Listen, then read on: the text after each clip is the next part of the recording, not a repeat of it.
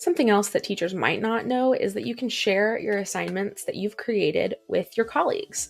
It's really easy to do, and I'm going to show you 2 ways that you can do that.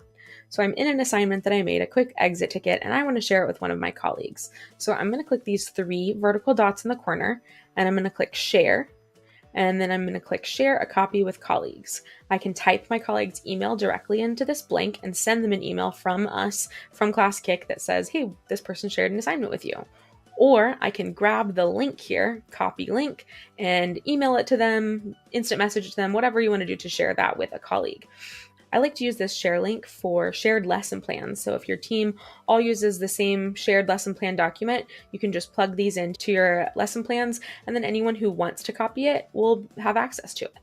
You may have noticed that once we shared this assignment, the access here changed from private to shared. Any assignments that are shared go on your shared assignments page. Let me show you how to get to that. Click these 3 vertical dots, click share, and click add to my shared assignments page.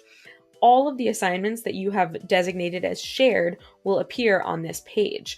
Then you can share a link to this page with a colleague and they can access all of your shared assignments. I only have one here now, but anytime I designate an assignment as shared, it will appear on this page.